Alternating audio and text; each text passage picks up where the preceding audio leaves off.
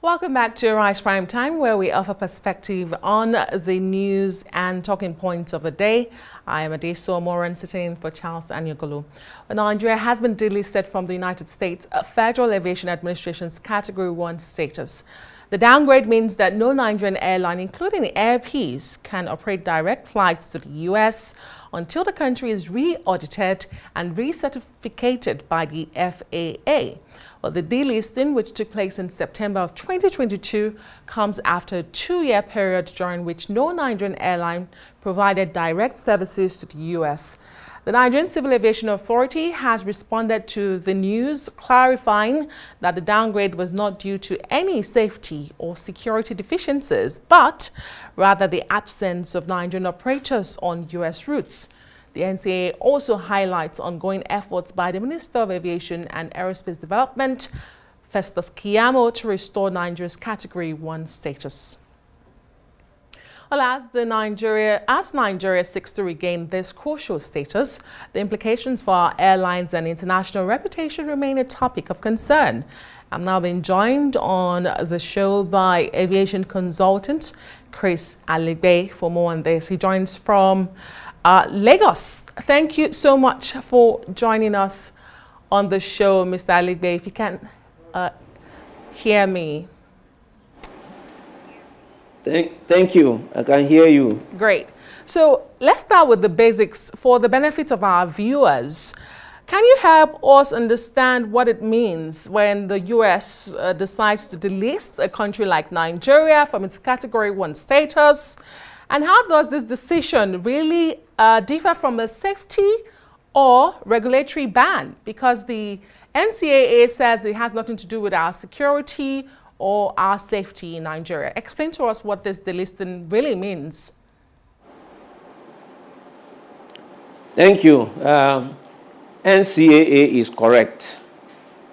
But let me tell you, it was in 2013 that this regulation came out that the FAA said, look, if a country is not operating, a country's airline is not operating into US or does not have a code-share arrangement with any US airline for some certain number of years, 3 years, 4 years, they will delist that country because the issue of safety, the issue of we call IASA, with a focus on international aviation safety,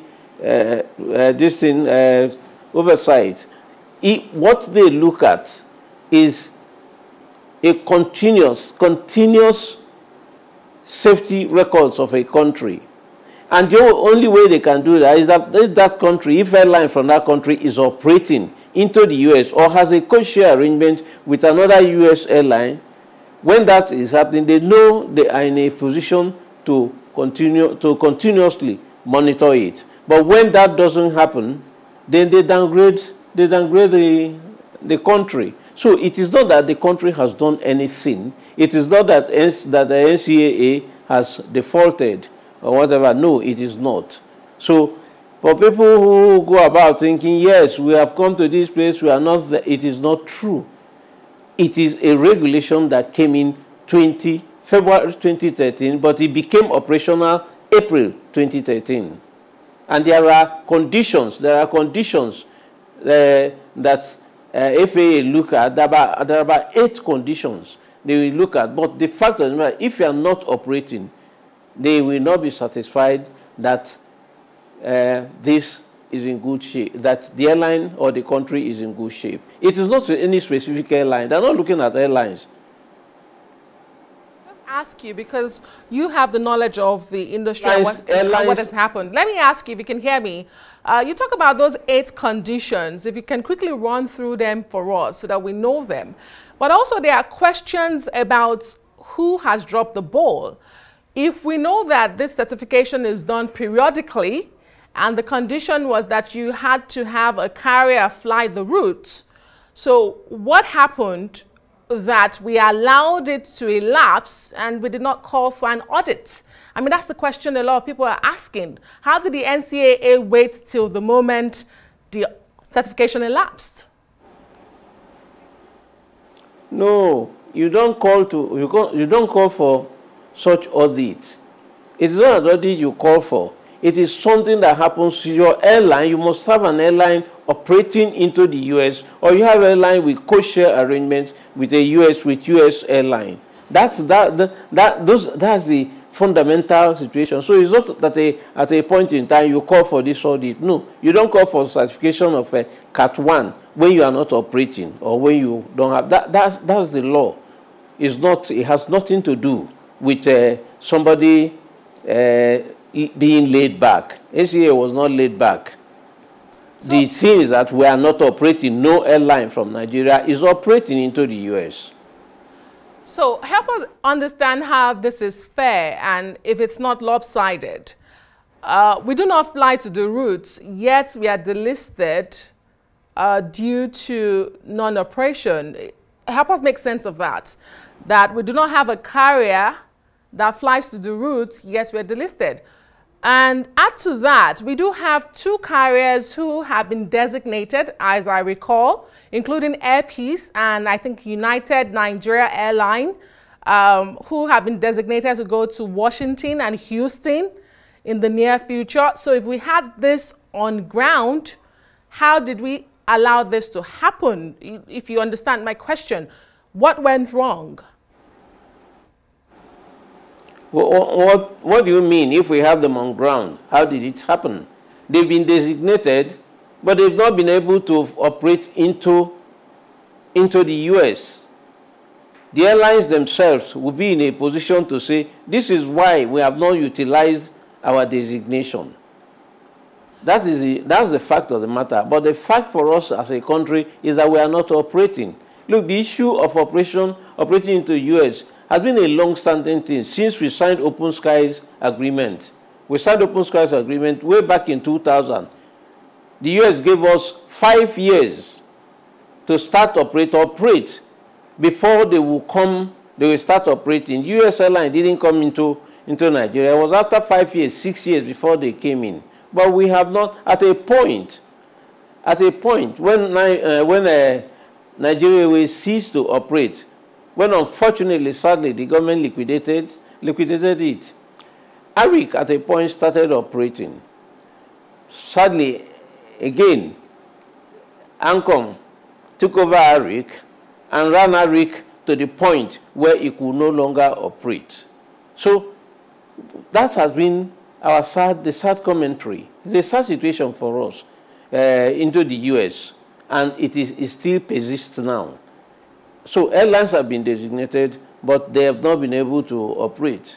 They will be able to tell you this is why we can't operate, or we have not started operation. And what does this mean, I mean, in the relationship when it comes to aviation and airspace safety? Because it does look lopsided if Nigerian carriers cannot travel to the U.S. directly until we regain this status. However, I believe the American carriers can still come into Nigeria. Yes, it is our own failure. It is not their failure.